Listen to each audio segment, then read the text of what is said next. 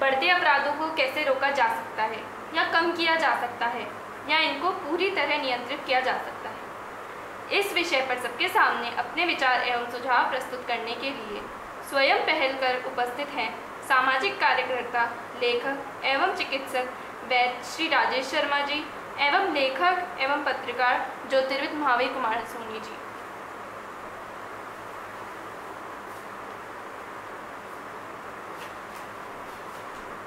अपराध बार बार की गई गलतियां और उसकी जब पुनरावृत्ति होती है तो वह अपराध की श्रेणी में आता है। अपराध रोकने के लिए सरकार को अपने कानूनों को, जो लचीले कानून हैं, उनको थोड़ा कठोर करना पड़ेगा।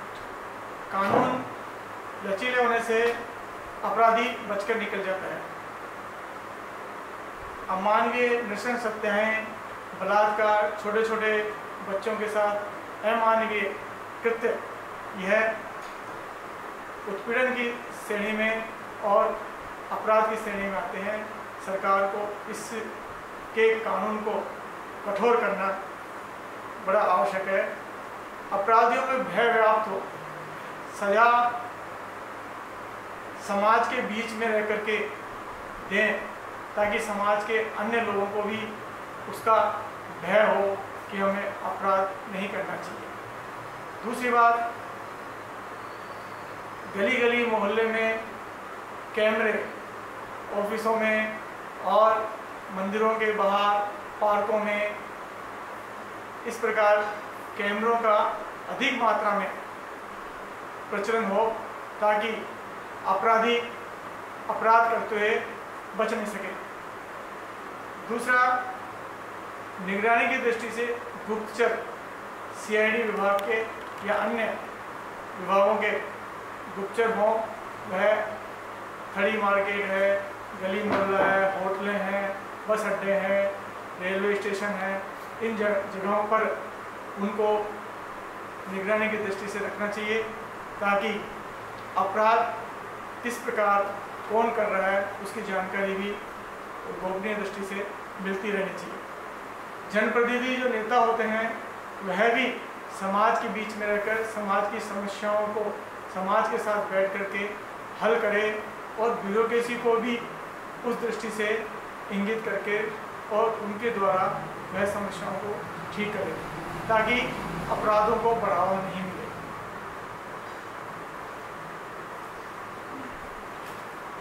मेरे संबंध में कई सुझाव हैं जो कई बार पत्रकार संघ की जो हमारी संघ है उसकी बैठक में भी लिए हैं और मैंने उस बैठक में ये कहा था कि विभिन्न सरकारें, चाहे वो राज्य सरकार हो चाहे केंद्र सरकार हो, आज हमारी सरकार राजस्थान की लोग विभिन्न क्षेत्रों में कीर्तिमान स्थापित कर रहे हैं, तो हम अपराध को एक चुनौती के रूप में लें।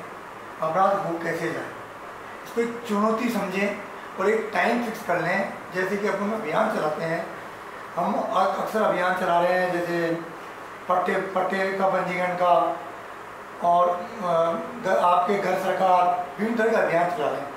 तो उन सब अभियानों की आवश्यकता है, मैं उससे इनकार नहीं कर रहा, लेकिन उन सबसे ज़्यादा आवश्यकता है अभियान चलाने की, अपराधों को रोकने की। यानी हो ये रहा है कि हम विभिन्न क्षेत्रों में अभियान चला रहे हैं और हमारे को केंद्र सरकार से इनाम भी मिल रहे हैं, विदेश से भी मिल रहे हैं, लेकिन जिस क्षेत्र में अभियान चलाने की सबसे बड़ी आवश्यकता है वो है अपराध को रोकना।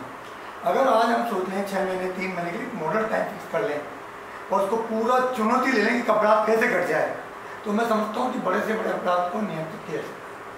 इस समय जो आपके सुझाव हैं उन्हीं सुझावों में कुछ सुझाव जोड़ रहा हूँ। कैमरे तो लगने चाहिए, सीसी कैमरे सब जगह लगने चाहिए। सरकार को अनावश्यक अपने कई खर्चे रोक के या बजट इसमें सुरक्षा में बढ़ाकर आम जनता की सुरक्षा में बजट बनाना चाहिए, या अपने खर्चे कम करके या अदर तरीके से इसमें बजट बढ़ाकर पूरे प्रदेश में सघन कैमरों का जाल लगे। हर मोहल्ले पे शक्तिशाली कैमरे लगे जिनकी दूर हो, एक कैमरा नहीं, एक कैमरा इधर से देख रहा तो दूसरा कैमरा इधर से देख रहा, कि बाई चांस कैमरा खराब हो गया तो वो दूसरे कैमरे की लपेटे में आ रहा है अपराधी, उसको ये भय हो जाए कि मेरे को कोई देख रहा है। और फिर उन कैमरों की सबसे कैमरे लगने से भी पर्याप्त नहीं, उनकी निगरानी करना, कैमरों की सुरक्षा कि एक दस्ती दल तो इसी बात का बनाया जाए जो कैमरों की सुरक्षा करता रहे, सुबह शाम मॉनिटरिंग करता रहे।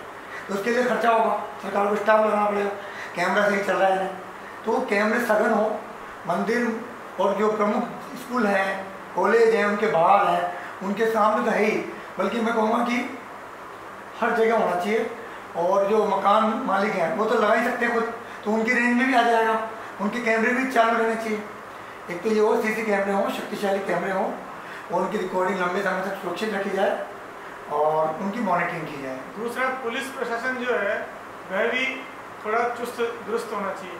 उनको आधुनिक चीज़ों की आवश्यकता है, जिसके कारण से जो आज जो विदेशों में जिस प्रकार की टेक्निक आई, हाई टेक्निक आई है, ऐसी टेक्निक पुलिस डिपार्टमेंट को मिलनी चाहिए। मतलब विदेश मतलब अपराधियों के पास आधुनिक टेक्निक के हथियार वगैरह आ जाते हैं, लेकिन हमारी पुलिस के पास नहीं रहते हों, और उनको मतलब वेतन वगैरह जब अपराध पूरा हो जाता है उसके बाद लास्ट में लाठी पीटती रहती है, तो इससे अपराध के ऊपर कोई कंट्रोल नहीं हो पाता। दूसरा सुझाव ये है कि कई विदेशों में सख्त सजा है यौन अपराधों पर। हम यौन अपराध सबसे जघन्य अपराध है महिला और बालिका के साथ या बच्चों के साथ जघन्य अपराध जो, और हत्या आदि, मतलब बलात्कार, हत्या आदि। तो सबसे पहले महिला सुरक्षा, बालिका सुरक्षा होनी चाहिए।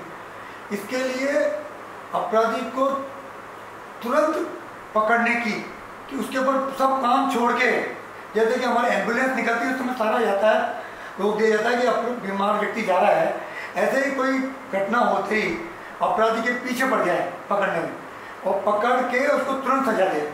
और आपने जैसे कहा भाई जी भाई साहब कि सजा की प्रक्रिया लंबी है, अपराधी को सजा मिलने में 5-5, 10-10 साल हो जाते हैं। हाँ, तो वो उसमें उसके फटाफट सजा होनी चाहिए, उसकी फटाफट चालान पेश हो, फटाफट उसको सजा हो, तो दूसरे अपराधी में भय व्याप्त हो जाएगा। जो करने की सोच रहा है ना, उसके अंदर थरथराहट आ जाएगी कि मैं क्या करने जा रहा हूँ। तीसरी बात, लेकिन अपराध क्यों उपजता है, अपराध क्यों होता है, उसके पीछे कारणों को भी सरकार को समझना चाहिए कि जनता के बीच में नैतिक शिक्षा का अभाव हो रहा है। मातवत परदारेशु परद्रव्येषु लोष्टवत आत्मवत सर्वभूतेषु, यह जो हमारे शास्त्रों का जो श्लोक है कि दूसरे की स्त्री को माता के समान समझना चाहिए, दूसरे के धन को मिट्टी के ढेले के समान समझना चाहिए, आत्मवत सर्वभूतेषु, अपने जैसा दूसरे को समझना चाहिए। ये तो बात अपने शास्त्रों में है और अपने सारे हिंदू और जैन मुनि प्रवचन देते हैं, लेकिन वो प्रवचन अच्छे लोग ही सुनते हैं, अपराधी तो कम ही सुनते हैं। लेकिन नैतिक शिक्षा जब तक यदि बच्चों में व्याप्त नहीं होगी बचपन से, जैसे कि हम उसको जैसी शिक्षा देंगे तो एक अच्छा नागरिक बनेगा। बिना भय के नहीं सुधरेंगे। जो आपने कहा अपराधी होने के बाद उसका सुधार होना चाहिए। नहीं, जो वैद्य महाराज आपने कहा वो मेरे को भी ध्यान में है, मैंने पहले मीटिंग में बोला भी है। आपने